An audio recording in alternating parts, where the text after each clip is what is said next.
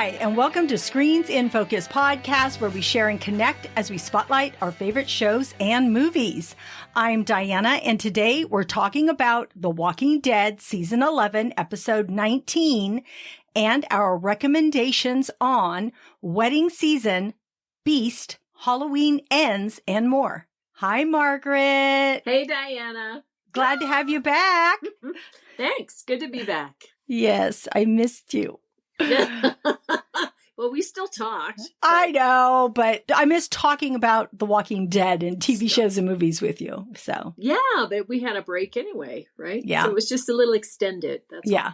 All right. So in this episode, we see variant walkers, which is the title of the episode. So it's variant walkers or just variant? Oh, it's variant. It's variant. Yeah, Sorry. Yeah. Yeah. Well, no, so I didn't know that was what that meant, the walkers specifically, because there was so much more going on. There is. I think it could mean multiple things, but I believe that they've been referring to these walkers as variant walkers. So, okay. But you know how there's always double meaning on things. So yeah, I could see that. So the question of the day is, what about the variant walker scares you the most? Well, it's funny because the variant, I did not, like you just said, is the title, but I didn't associate it with the walkers, and I didn't really hear it said, even though it probably was. I just thought that it makes sense that these guys are evolving, because this has been going on for how many years at this point? So they're going to probably change and alter and evolve into a little bit more functional so that they can survive. So I think that it's more of a, for me, I would expect it. But these guys, I mean, the movement of the hands, the listening, the hearing, the acknowledgement, the whole processing that they're doing now is really kind of true to life. And they thought, which I thought was interesting, that Aaron was not really, what did he say? He said something about it. Oh crap, I don't remember. When he was saying that he heard about he'd heard about them, yeah, but no, I was gonna make a point, a really kind of good point. When he was referring to them down there below when they were all, escaping them, he referred to them as the whisperers. Yes. Right? So he thought he was the people in the suit, in the so he thought it was real people, not these dead people walking around. So he was confused. I mean, at that point. And so that's why they made a point when he pulled the face off the guy who had crawled up there, to kill Jerry or to just get everybody. And he made a point of pulling off the face. And then there was this person underneath. It was the skull. So I think that's when he realized that it was this variant group.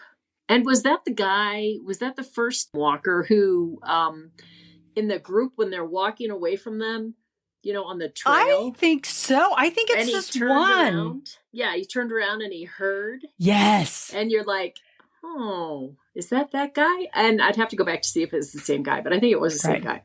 So it just makes it more interesting now, because now they're just not like easy to, kill. Now they're playing a game, it's like warfare. So it's better. Okay.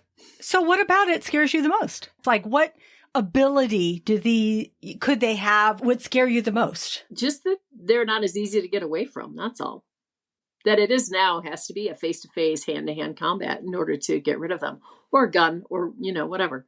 Yeah. Because they can chase you up the stairs. They can climb things. I mean, they can turn doorknobs now. I mean, on and on and on. So they're more like they're a better adversary than they have been. So oh my gosh, it's not so easy to handle the situation, the crowd. So, and that's scary. I do think, and I think I may have read this, that they will have different abilities. I think it's just the way people are too, right? Because people have different abilities. Some people can run faster than others. Some people are smarter, or more intelligent maybe than other people are. And maybe people have more strength. Some people have more strength than other people. So I think we're going to see a lot of different, if it continues this way, we're going to see a lot of different abilities. So for me, of course, I'm thinking it's that they can think. How smart are they? How can they How much can they plan ahead? And also speed would freak me out, because if you've got one that's not as fast, at least you can try and run away from it. I don't know. So I know, but if you think about it though, they all are decaying too. So yes. even though this is part of this new strain or evolution, as I would like to call it, they're still, even if they can do all of this, they're still going to decay and they're going to die. Now, does that decay, and when they fall apart, does that, pull an arm, and you pull an arm off? Does that happen because they're not nourished, or does that happen because they're actually decaying? So there is a timeline fixed to these things too. Yes. Right? I'm assuming, because they can't. I would think so too. Yeah. So it does complicate it. So do you think, though, that they will be in all of the spinoffs as well, that it will just kind of continue into that? Is that what you're talking about? Well, I do want to talk a little bit more about the variant walkers a little bit further. I just want to wrap up our question of the day, and then we'll dig into that, because that's a really good question that I want to talk about. So we talked a little bit about what would scare us the most. I want to know from you out there, our listeners, what about the variant walker scares you the most? Their speed, their strength, their thoughts. Please tell us. We would love to know. You can leave us a comment on social media, our website, or email at screensinfocus@gmail.com. We really want to know your thoughts on this. I think this is something we're going to keep talking about throughout the rest of the episodes, and maybe in the spinoffs. All right, so let's get to the episode 19, entitled Variant.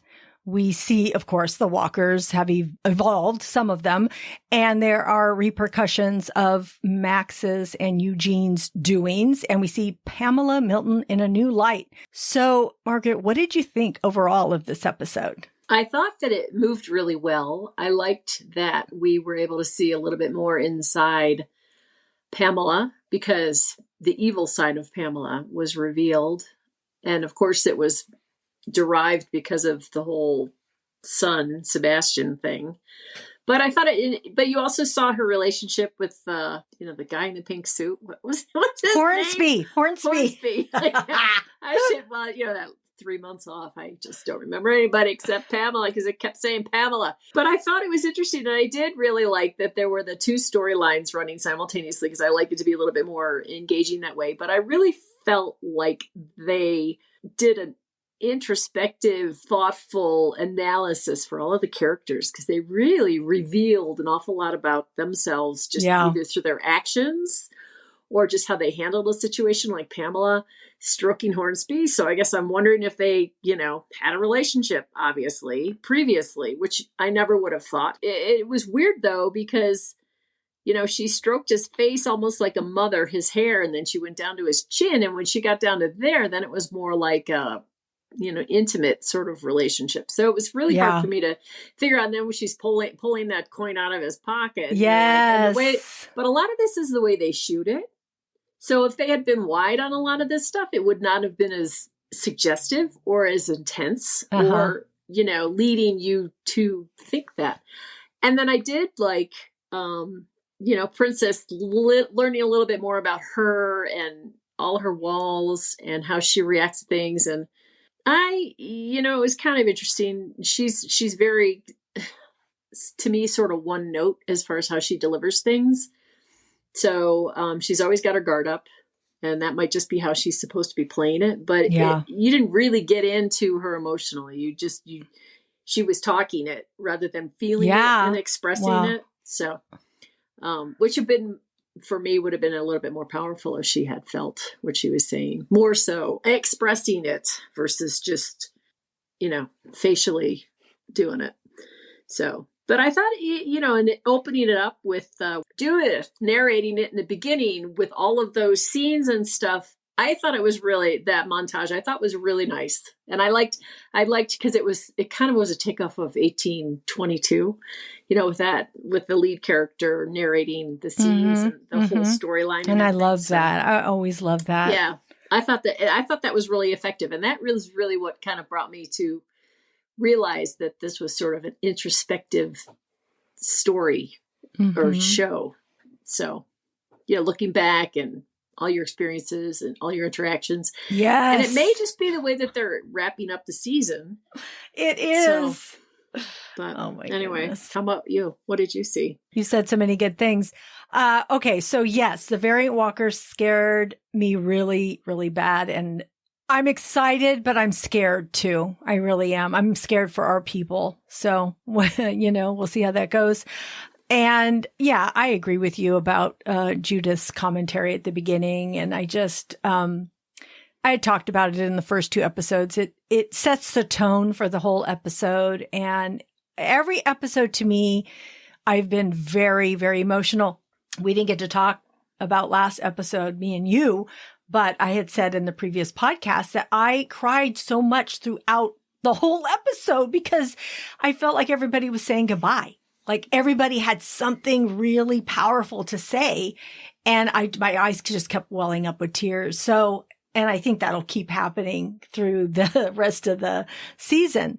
So in this one, I was emotional again. And I think it is trying to convey that to us.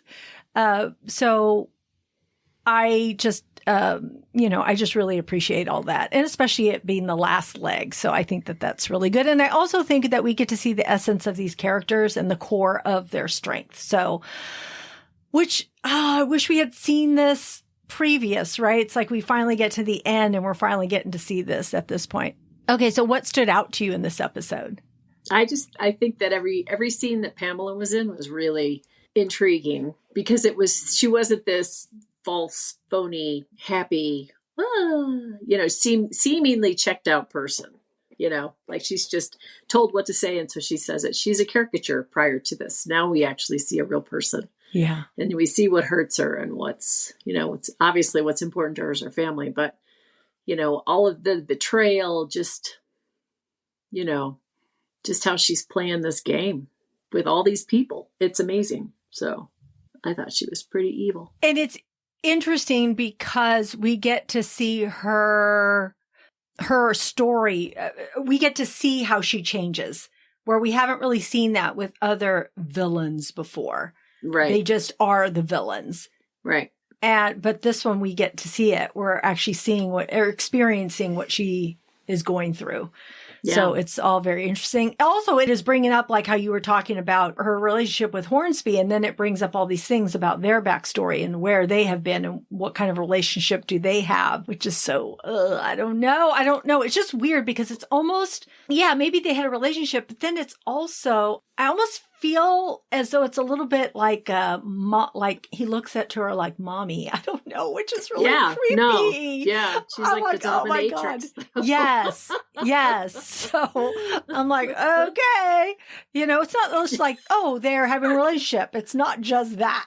There's another layer in there between them. That's what's very unsettling, I guess. I don't know. Thinking about that. Oh my gosh. For me, I think the biggest thing that stood out to me was Princess. We have been waiting the last 2 episodes. We're like, where's Princess? Where's Princess? And man, she came in this episode, which I appreciated so much. It is my favorite episode so far with her. I just feel that she was so vulnerable. It was revealing. It was just such a moving performance by Paula Lazaro. And I feel that we were able to see her strength and her integrity. And I just thought her story was heartbreaking. And see, I had a different take on her performance because you were saying that she was not being truly emotional, but I felt like it felt so real to me because it felt like Princess. It didn't feel like Paula doing it. It was Princess. It was her talking about how she felt and what she went through. And I thought it was powerful that she didn't break down, that she just had her eyes welled up with tears as she was talking. Because I didn't even see that. I don't know. It got to me. It got to me as being very powerful. And I felt it. I thought it was just such a great performance. I liked the way that she talked to Mercer and how she says, I'm not just going to sit back and let bad things happen to others.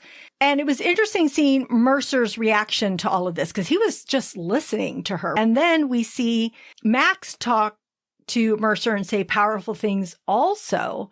And he wants her to sign that paper because, of course, he wants to protect his sister. But she's like, I'm not going to sign this paper. And she talks about their history and about a little bit about their father and how he would have been proud of her. And she thinks that he would have liked Eugene and that he would have been ashamed of what Mercer was trying to do. So I thought, wow, from both women who love him, you know, they're saying this. I'm waiting for him to make his move to our group and, or maybe become the leader of Commonwealth if it falls with Pamela Milton and everything. So, it's hard to say it'll be interesting to see what happens with all of them. And the other moment that I teared up on was with Eugene and Rosita. And oh my gosh, the way Rosita pleaded with him. And I just thought the women on the show were killing it because those three women were so good. And I love when they highlight the strength of women, and Walking Dead is so good at that. They are so good at it. And I love it's like they don't need a man to come rescue them. They're the ones doing it. They're the ones, they're just so great and have so much strength. So I really appreciate seeing all three of them. Also, I figured Eugene would stay for Max. I thought that this was probably his turning point. And I was actually really proud of Eugene.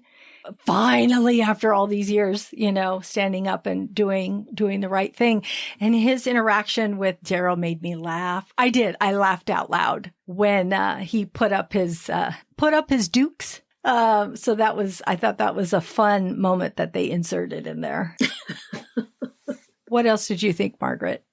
All I know is that the first time I watched it kind of, maybe it's just where my head was, but I really didn't see everything that I saw when I saw it just for the second time. And it was really, really interesting because I was able to critically assess and analyze. And I don't know, some of the stuff is predictable, some of it isn't. And, you know, I'm hoping that it isn't what you just said, the outcome. I hope that, you know, something happens and everybody just blows out of there. But then where are they going to go with the storyline? Because they only have so many more episodes left. So I think that's the challenge because they're starting up all of these new things, and where are they going to land? You know? Yeah. And then we're going to be left. I mean, maybe that's the tease, and then we follow whatever else they put out just to see how these other things play out. I don't know. Eugene, he's not my favorite character. So. It's, you know what, that's interesting because he's always played this role of not being the most likable person because of what he has done, you know, lying to the group about him continuously. Knowing. Yes. Yeah. And just, you know, lying to the group about knowing the cure and getting him to Washington and all of that. But then we kept seeing these inklings of him helping the group when I went blank for a second. Oh, that when he was, of course, we've known him as being a coward, but that one time when he protected Tara, they were in that building and the walkers were getting to them and he protected Tara, which was not normally what he would have done. So we saw that. So we're like, oh, Eugene, we think he's probably a good guy. And then when we thought he went to Negan's side, and I kept saying, I don't know. I don't feel like he's truly with Negan. And then he had put the bullets in there that ended up backfiring. And so helping our group. So we've seen him, even though he's been, you know, not so brave at times, we've seen him pull through for our group. I don't know. I do like him. So I like Eugene. Okay, so we were talking earlier about the variant walkers, and I want to talk a little bit more about them. Well, I thought it was so scary when they did break in because, you know, when Aaron and Lydia were there talking about they had secured the area, but they heard noise, and then all of a sudden the walkers came and they start fighting them. And when Lydia went to stab one of them with what she had, it pulled it from her. So it was fighting with her.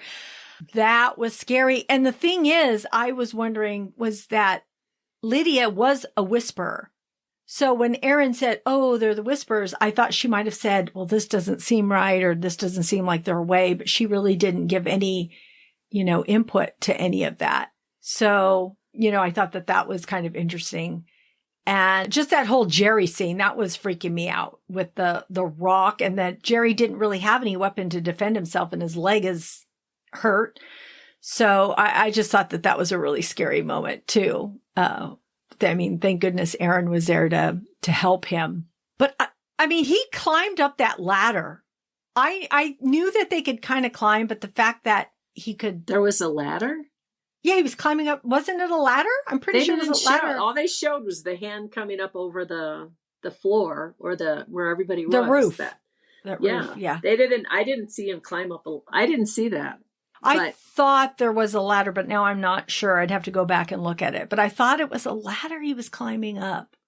Yeah. How else would he get up there? Well, unless he just stood on something and the railing below and propped himself up. But either way, yeah, they've got to make it more interesting though, because they can't. They've hit a wall with those guys because they're so easy to kill. It's like if you don't have a weapon, and they seem pretty strong too. Yeah. So I forget. Did you watch World Beyond? World Beyond? Okay. No, the kids, no. So you didn't see the coda at the very end because we've talked about it previously a little bit. So these walkers, I have wondered, okay, are these walkers just evolving? Because just like anything else, a virus, evolves to survive. So I wondered, is something evolving within the walkers and, this virus? And is that why they have these abilities? And of course, we did see it in season 1, episode 1, or in that first season, we saw that, like how Morgan's wife kept coming back to the door and how some of them tried to open and climb. So we have seen some of this before. So is it just that? Or the coda in that walking World Beyond at the very end showed a woman in France who was working on. Now I'd have to go back. Sorry, pardon me, but I'd have to go back and watch what she was doing. But what you got from that episode was that they were working on something, and somebody says to the effect, basically, look what you've done, and now you've went and made it worse. So you got the feeling that someone started this virus and then they manipulated it and now it's worse. That's what you get. That's what you gather. I don't know exactly what was said, but that's what you gather from that. Then you see a walker and it's strong and it's fast. So you see that also. And that is either right now or in the future a little bit. So, and also I hear out there in the world, Walking Dead universe world, that in Europe, those variant type walkers are there already. They're just not here yet in the United States. Wow. Which scares me for Daryl, because Daryl's going to France or getting to France. So now he's going to experience this because this is where it happened. Yeah. This is probably why he ends up there one way or another. And Margaret, just to catch you up. So my theory, I got to tell you what my theory is, or our theory is.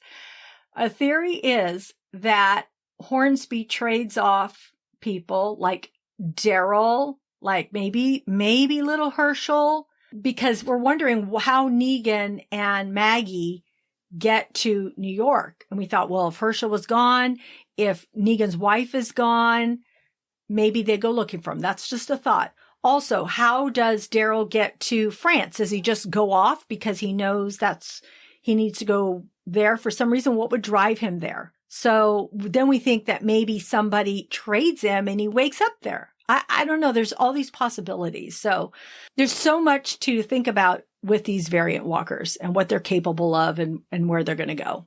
So, okay. So do you have any other thoughts or tidbits on this episode? Well, for me, the variants were not as critical or dominating for me in the episode. I was more amazed and interested in just all of the revealing moments that occurred between all the different characters and just seeing them in a very different light and vulnerable, and really where their paths were going to go, or where they would have liked them to go, or where they will be going, because we still have another, everybody's still there. They haven't gotten out yet. So we still have to kind of resolve how they leave, who gets to leave, how they leave, who ends up dying. I mean, because, it's going to be a conflict. So it'll be interesting to see what occurs. And the thing that made me sad was that the king guy, Ezekiel, it was sad for me that he had all these, Carol wanting him, they had been together. He had really developed all these relationships with everybody, yet he's choosing to stay. And his reason is because he thinks things are going to change. Well, they might change, but it's still going to be the same crap because that's what everybody's been used to. So they're not going to, I don't think even though you get new leadership in there, it's still going to be the same thing because that's what the people are familiar with. So it'll be easier to sell that versus something completely different. So I don't really agree with his line about staying because now, the people in power see that the people are not happy or that there's unrest. They've got to resolve it. Well, they usually don't resolve it. It doesn't happen immediately anyway. Yeah. So I was really kind of sad that he elected to stay. And even though I don't really it's not that I don't like him, but Eugene he's so weak. And I guess, it's nice that he found a woman who's doesn't think that he is a strong woman, or girl, because she's really a girl to his man. So I don't know. I still think they're going to leave. I don't think they're going to be there. And I think what's his face is going to go too. Her brother. I think they're all going to just leave. That's my prediction. Mercer, you mean? Or I don't think Mercer's staying because there's been too much that's happened that he just does not agree with. I would think he would leave unless he becomes the leader. That is my thought. I don't think he wants to be the leader. Maybe not. And if he doesn't, he will leave. But I thought he does know the town. He does like protecting him. They do respect him. Mercer is so interesting. I really do like him. Even though he's doing his job, which is not in our group's favor, I like that he listens to the women that are talking to him. He at least listens. He hears what they're saying as they're speaking. So I really appreciate that about him. I'm just waiting for the moment when he flips. And I just wonder, are they going to try and kill Eugene and he's going to get to the point where I'm not going to see this happen. I'm not going to let, them do that to him. Or what else is it going to be? Is it going to be something about Max? I don't know. It'll be really interesting to see what motivates him to finally change. But these three women to me, have to be, breaking away with what he is used to doing because he's there to do his job. I feel like he takes a lot of pride in what his job is. So, but you have your girlfriend, Princess, or your love interest, and then you have your sister who you love telling you something. And then you have Rosita, your work partner. So you're getting it from all angles, and they're all saying the same thing. So, yeah, but don't you think that the conversation that Max had with him about their father not being proud of what he's doing would level him? I mean, that he would feel like he needs to do something to change. So I think that was a manipulation on her part, to get him to change how he was doing things. And I think he was conflicted anyway, because Rosita kind of threw that in his face where in the interview, acting like you don't know me and all this kind of stuff. So I think there's a huge bunch of conflict with him that we did not get to see because he was not the primary focus of the episode. The women were. Yeah. So it'll be interesting to see how that plays out in the next episode because all the, just the previews indicate that there's going to be a lot of action. So there's going to be a lot of fighting. There's going to be a lot of confusion and, melee. So it'll be interesting to see how he handles that and what he does with that. Yeah. So I just want to bring up something when Judith said at the very beginning, she says, does it take more courage to live than to die in this environment? I love, again, we talked about her giving the commentary and seeing the flashbacks of people and where they are now. And so of course, that's segues into the whole episode and what we're going to see. So I think we're seeing everybody on what they're, willing to do to survive. Also, you had talked a bit about Pamela in the beginning, and we didn't talk about her with Sebastian. And when she went into the room and was talking to him about her son and this and that, and then he turned into a walker and she walked out, and I thought, I wonder if she's going to use him as a weapon. I thought she was going to use him as a walker against Eugene. But then she tells the guy, take care of him. So I thought, oh, they're going to kill him.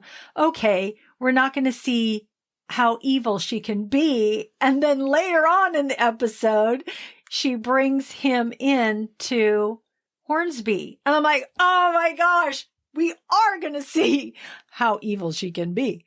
So, and I really wasn't sure what I thought at first. I thought, is she going to let Hornsby get killed by this, Sebastian, because she blames him for what he had done. And I'm glad that she knew what happened and explained that to us. I thought that was really important because I thought, are they just going to let that go? And it's like, no, she said that she knew that Hornsby had sent those two goons after, had them kill those poor workers and made them into, walkers that ended up killing her son and other people. So. Yeah, but they threw the one guy on the floor, right? With a bullet in his forehead. So. Yes. Wasn't expecting that. And then she throws him the machete. Or the machete, yeah. And then they untied him too. So they do expect him to fight his way out. So I know, but that means he's going to kill, Sebastian. Sebastian. So that doesn't. Some of that dialogue I didn't hear because it just dropped out either. Either two. I wasn't clear. I wasn't clear on what they meant, but what you just said is what I gathered also, that he was going to have to feed Sebastian. That's what she kind of said, but so he feeds him, but he's still going to go after him. He's still going to have to kill him because they are like, he's going to get hungry again. Well, they just eat, I would think, Yeah. Yeah. So I guess it's hey, are you going to make it out of here and live? I guess because he did flip that coin and pick not flip the coin, but pick the right hand that had the coin in it. And he gets to live. Well, so he's in the next episode. I mean, the scenes. You see him, I think he has to be, though, because we have to find out that he's been trading people to the CRM. That's what I still think. We're going to find out about Hornsby. So, I think he has to live a little bit longer. Ooh, man. Okay, so, Margaret, we are at our segment, and the award goes to. So, tell me, what was your favorite quote, character, or moment? I liked Jerry offering to make food on the wagon till those walkers got farther away. I just thought that was really funny. Jerry in a can or whatever he said. Jerry, a la whatever he said. I thought, and he's like the comic relief in a lot of the scenes. And he initially, as a character, came in sort of under the radar and was just sort of this fixture. And then as they've evolved or developed his character, he's really become, part of the group in his own little weirdo way. And he just is I just like him. I think he's a really, really good character to have. I mean, you always have the goofball in anything, and that's him. Everybody else is way too serious. That's what I liked. I like Jerry too. I think that's a good pick. And who did you cry the most for? Well, my favorite is Princess. I just thought, again, her performance. Seriously, it was so moving to me. I loved it. For me, it was perfect. I like what she said, that her mother would often argue that it was worth it because they still had a roof over their head. And she says, okay, pardon my French. She says, that thinking, which I thought was really cool, that she deserves better than the best of a bad situation. And I just loved her delivery. I just thought it was so good. And I spoke about it earlier about her still being princess, but relaying to us that story. So I just thought it was very emotional without being overly dramatic. And it was a fine balance for me. And so I loved the moment. Yeah. I just remember her doing something earlier in this when she was first introduced, and I thought was really powerful. So I think that's what I'm using. In the train car? Probably. I don't recall, but I mean, I know that she's, for me, hit it before, but yeah. And it's interesting because as an actor, I think that when you first get into something, you really just kind of lay it all out there. You open yourself up and, expose an awful lot of stuff. And then as time goes by, you get more comfortable, and then you realize maybe you don't have to do that to prove that you belong or to prove that you're good enough for the role. So I just feel like there were moments where it could have been a little bit more revealing on her part. That's all. I saw that she posted on Twitter that this performance was the one that she auditioned with 3 years ago. So Really? she was excited that she finally got to do it. Yeah. Wow. So I thought that was a pretty cool thing. So you mean this script was around 3 years ago or 2 years ago or whatever? Or something maybe close to it, because I also heard that this is in the comics. So people that are familiar with this, her role knew that it would come at some point. So I don't know if it was basic, just a rough draft maybe when she did it and now they fine tuned it. I don't know. I have no idea. Yeah. So, but I just thought that was very interesting information. So I liked hearing that. Okay. So since we been reminiscing the last few episodes about previous characters, I would like to ask you, what character from a previous season would you have liked to have seen in this episode? Well, so and it's so horrible, but we forget about a lot of them, right? Because there have been so many introductions and so many day players. But the guy who Eugene was hooked up with, Abraham, I really liked his character because I thought he was this, he put on this big front that he's this big tough guy, but he really wasn't. And I felt like he was an interesting human being throughout this until he was killed. And I forgot he was even there until I saw the beginning of the show where they're showing these flashbacks and all these people, thinking about their history. And then there he was getting clocked by what's his face. And I was just like, how could they even talk to him? Because that was so extremely disgusting what he did, Negan, what did he, absolutely. and they are treating him like, I mean, that, people say stupid things all the time. So you obviously get over that. But I mean, when you kill people, outright kill people, that's a whole different game. And I just don't understand how they could. And maybe now I can understand why Maggie has got so much junk, baggage around all of that. But why she hasn't killed him yet, I don't know, because she should have. So I thought he would have brought an interesting flavor or twist, with how he handled everything. Yeah. Or what he used to be, or how he used to handle things. Yeah, so, exactly. But I think that's a good one. How about you? It could be almost anybody, any of the past characters, but in watching Jerry wield his sword, it reminded me of Michonne. And I actually really liked seeing Jerry in that moment. I loved seeing that kind of a little bit of a slow motion, maybe, or just the way they had him slice up those walkers. It reminded me of Michonne, with her katana. And so I missed her and I thought, that would have been so cool if she was on the road with them. And we could have seen her do more of that with more of the walkers, because there was a lot of walkers that broke into that area with the 4 of them. So I don't know how they got to exactly all of them, but they did. So, but yes, I miss Michonne and I would have liked to have seen her. We did get to hear, I think it was it on The Talking Dead? I think Aaron was talking about how Jerry has these really great skills and he's never been able to, show them off. And so, Aaron thought it was great that Jerry got the actor got the opportunity to show off his skills because he's actually very skillful, more so than any of the others. That's what they were saying. Even as a person. So, yes, as a person. Outside the show. Yes. Oh, okay. Which I love that. I thought, that's something we learned about the actor and that he gets to bring that. So I thought that was a really cool thing. So on to the last thing before we wrap up The Walking Dead. What do you hope to see in the next episode, or do you have any predictions? Oh, somebody's going to have to die. We know that. Yeah. And we don't know who, but we know who it won't be because they've got spinoffs.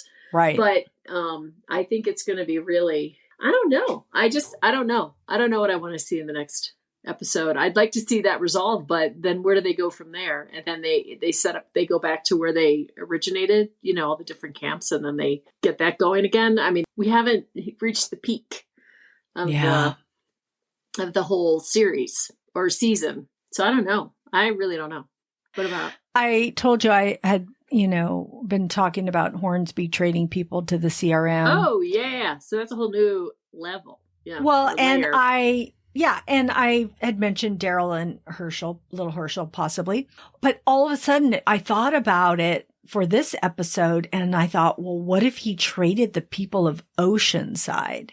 Because this group is going to Oceanside.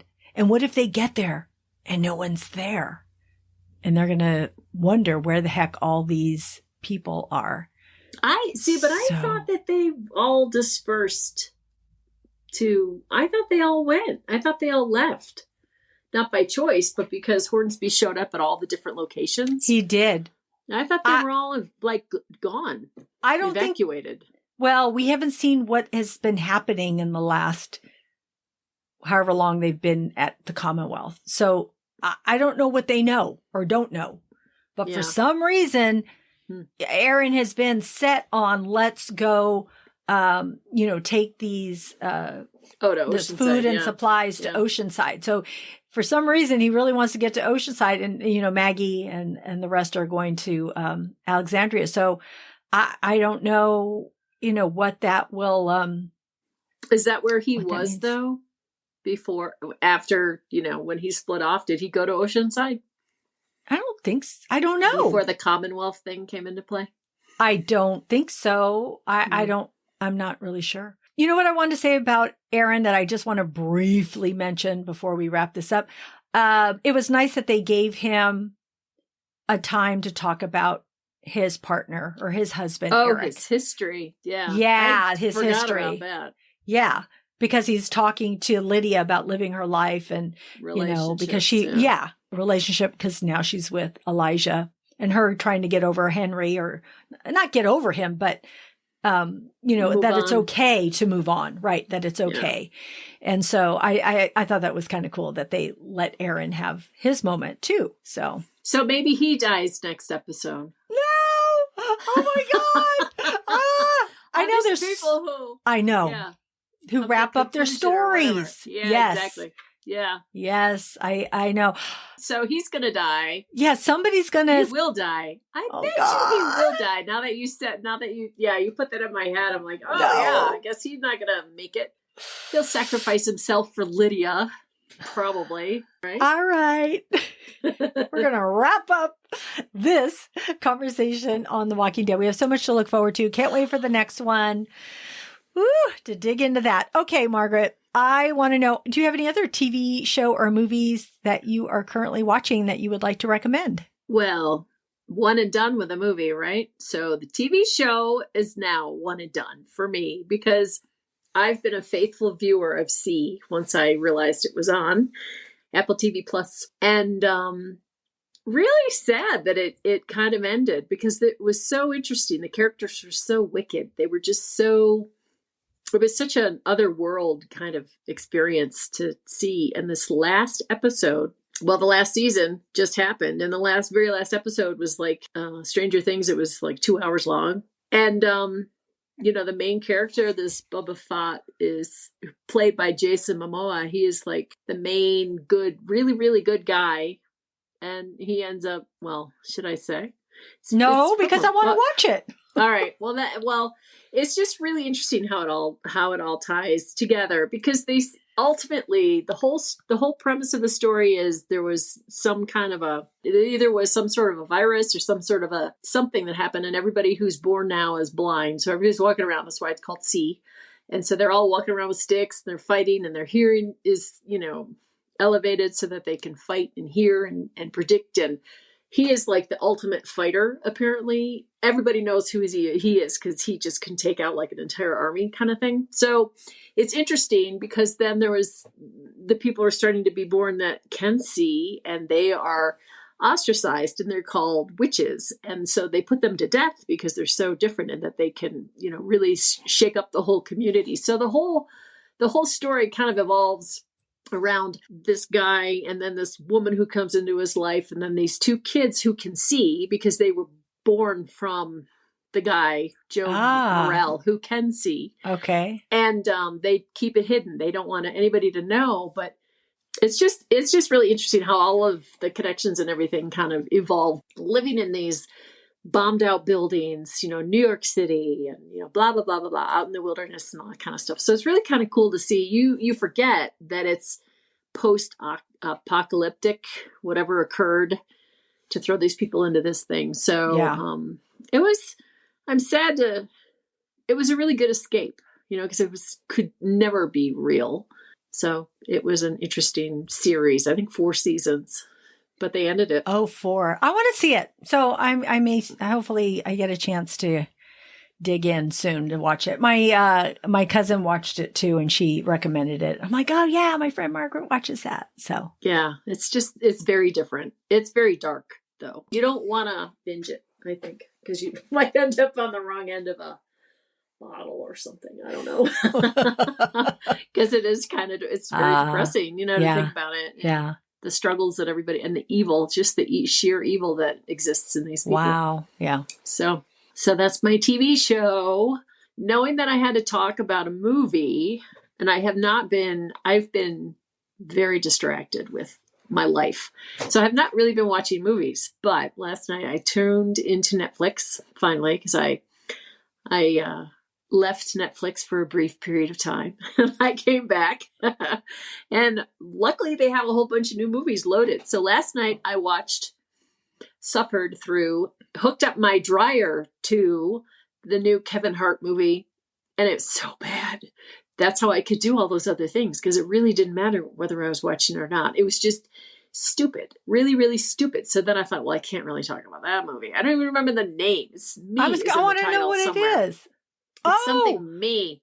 Only Me. Is it with Mark Wahlberg? Mark Wahlberg, yeah. Oh, I saw that movie. He's horrible too. They're both so bad. Okay, I did watch that movie. I watched it. Yeah, it wasn't like the other movie that we had both laughed hysterically on, but Kevin Hart is so funny, but I felt like this was it's like when they used to bring Me on Time. actors. Me Time. Oh, Me Time. But when they used to bring on actors, they'd sign them with contracts back in the 40s, 50s, whatever, and they'd have to do so many films, and whether they were good or bad, I feel like this was one of those situations where it was just a script he had to get out. He just had to do it to do his commitment. And so then the next movie in the list, my suggested list, was Wedding Season, and it's pretty much been done before, but it was cute. There was a little bit of a spin. The actors were really good, so I enjoyed their performances. But it pretty much is about this, early 30 girl whose parents want her to get married. She's Indian, or she's from India.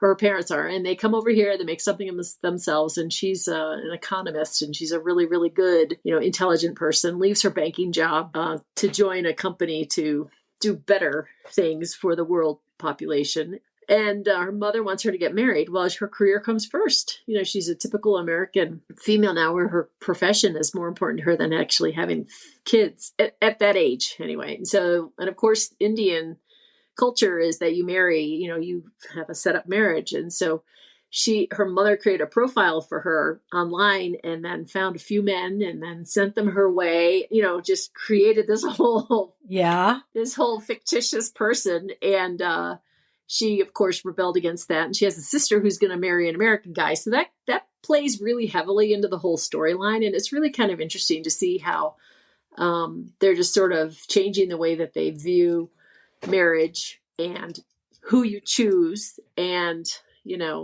why you get married, not for, more money or the dowry or caste or whatever. It's really more for love. So it showed the evolution of that culture within the American context. But of course, they go through weddings together because they're both invited to all the weddings that are occurring during this, 5-6 month period.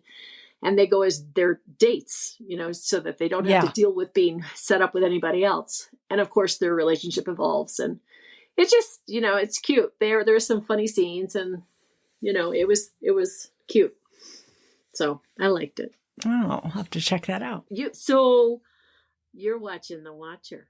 I started The Watcher actually last night, which is on Netflix. Yeah. Have you seen it? No, I almost started it, but then I thought, no, I want to watch a movie. I watched it because two people recommended it. And so I thought I haven't been watching any new TV shows because all of my shows that I'm watching are ongoing. House of the Dragon, Handmaid's Tale, like all of those. I'm in, The Voice, Survivor. I really have a lot of shows that I'm watching right now. So I'm thought, is there something new I can recommend? So I started watching The Watcher. I've only seen 3 episodes. It's on Netflix. It's a Ryan Murphy TV series. Naomi Watts is in it. Bobby Cannavale. Yeah. Yes. Yes. He's in it too. Thank you for saying his name. I didn't want to get his last name wrong. But it's basically about this house that draws, them to want to live in it. It's this beautiful house, looks great. But then you've got these neighbors, different sets of neighbors that are odd. And then they start they want to do some renovation. And then they start getting these letters that don't really want them to, I believe they don't want them to do these renovations. And they also want new blood. Meaning young blood. I'm thinking, well, they have 2 kids, but maybe the youngest one isn't young enough. So you're not really sure where this is going. And then it's based on a true story. It is based on a true story, which is weird, but I think it has to be embellished. Yeah. So it's very intriguing in that sense because you don't know who it is, right? You're trying to guess, well, is it that neighbor? Is it that neighbor? Why isn't the police working harder on this? They're kind of dismissive. And then you have somebody putting up the cameras around their house for them. And then that's taking a while. It's just very, it leaves you wondering. That's what draws you to watch it because you're like, what's going to happen? Who might it be? And this is based on a true story. How's this going to end up? So, watch 3 episodes. I'll continue to watch that. So, the woman who, she plays the Russian lady on that TV show where the 2 girls are living together. I don't remember her name, but she's the love interest of the guy who's the cook in the restaurant. And she won the Emmy. Do you know what I'm talking about? No, she's got don't. The big hair and the big boobs, and she's always talking like this. And she's just so funny. She's hysterical. Well, her acceptance speech was insanely funny. But she's on that show. She's a neighbor. They're sitting across from each other at a table. Oh, the blonde lady. The one that was in White Lotus. I can't think of her name right now, too. Yes, she won for that. That's what she got up and started talking about. And then when the music comes on during the award show, the music comes on to get her off, she starts dancing. She's like, oh, thank you. This helps. God. It was hysterical. I don't remember her name, but she's so funny. Gosh. Yeah, she is funny. She is pretty funny. So how is she in that show, though? Because it's so... She's interesting. So, okay, I don't know anything yet, but I almost feel like she's the realtor. Her name is Jennifer Coolidge. Okay. Yeah. She sold them the house and she's friends with Naomi Watts' character. They were old friends. And then when Naomi Watts' character came to look at the house, of course, they recognized each other like, oh, we know each other from way back when. So then they start meeting for lunch. And of course, Naomi Watts starts saying what is happening about the house, the letters. And so the other character keeps telling her, oh, I think you need to sell. You need to sell for $500,000 less. You can get rid of it. You need to save your life. I'm like, you're being a little bit like, are you rotating these people in and out of this house so you can keep making money? I don't know. It seems a little bit odd. Yeah. So, but yeah, her character is very interesting. And so she is good at what she does though. Yeah. That serves her well. That's funny. So I want to bring up 3 movies, and they're actually really good for this October and Halloween season. So I watched Beast on Peacock. This is basically Cujo, but lion version. Yeah. It's with Idris Elba, which I love watching him. And he's a widowed doctor with 2 daughters who travel to South Africa to visit Martin, an old friend who happens to be a wildlife biologist. And, the whole family has some healing to do with, the mother's passing. But, you get thrown in this fight for survival and that all, you get your priorities straight on what's more important because one of the daughters is kind of hard on her dad about the mom passing away. So you have this relationship aspect that they're dealing with, and then all of a sudden they have to fight for survival. I will say that the 2 daughters, were a bit annoying at times because you have to be quiet so this lion doesn't hear you. And then they would like radio their dad. They're like, Dad, Dad, Dad, come in. And they're like, oh my God, shut up. Your dad is right next to the lion. And you can hear him through the walkie-talkie, right? Oh, and man. so things would happen like that. And you're like, oh my God, can you guys just be quiet? So your dad can survive this moment. But I actually liked the movie overall. It was, I did scream out loud, like, ah! At one point. So, I was in it. So I thought it was a pretty good movie. I also saw Halloween Ends, which is on Peacock. Yeah. And I am not a huge, of course, I saw all the beginning Halloweens. I've seen some middle Halloweens. I haven't seen every single one of them, but I really wanted to watch this one. I wanted to see Jamie Lee Curtis, come have a conclusion. It was not well received, this movie. Oh. But I went in with low expectations. I felt it was very watchable. The reason I liked it was because it wasn't super slashery. Yes, there were deaths, but not every 5 minutes somebody was dying. So I appreciate it because there was a story. But I think what people didn't like was that they concentrated on this new character too much and not so much on Michael Myers and Laurie Strode. So they felt it didn't concentrate enough on that. And I can see that. If you're going to see a movie, you really want it to be about those two people and how they come to, it does come to an end for them, but it wasn't concentrated on that. It was about this new person. So if you go in with just no expectations or low, I think you'll be okay. But I think that would be a better way to go into it. But I found it interesting. I wanted to see what happened. So I appreciated it. And I think it's a great thing to watch during Halloween season. And I I happened upon watching Misery. It happened to be on TV. And so I sat and I thought, oh, I love this movie. I haven't seen it in so long, but it's so good. And for anyone who's never watched it, it's a 1990 film directed by Rob Reiner based on Stephen King's 1987 novel starring James Caan and Kathy Bates, who won an Oscar for this role, about an obsessive fan who holds an author captive and forces him to rewrite the finale to his book series. And there's one scene in here which is called Hobbling, and I could not watch it because I knew it was coming up and I had to cover my eyes. And I'm like, wait, is it happening? Is it happening? Of course, if you're listening, you know when it happens. So it's a pretty awful, horrendous scene, but the movie is so good. It's so well made. I love the other characters in this movie. I thought that the casting was so well done. So I just think that's a great movie to watch during this holiday season too. So I like it. Those are my recommendations. Margaret, thank you so much for yours and for joining me today. No, you're welcome. Okay. Well, if you have TV movie recommendations out there, especially during the season, if you go to screensinfocus.com, you can leave your TV and movie recommendations on there. If you go to our website, you will see what is called SpeakPipe. You can listen to the message from me, and then you can hit reply, and you can leave us your TV and movie recommendations, because I would love to know what you're currently watching and what you recommend this holiday season. So that's our show.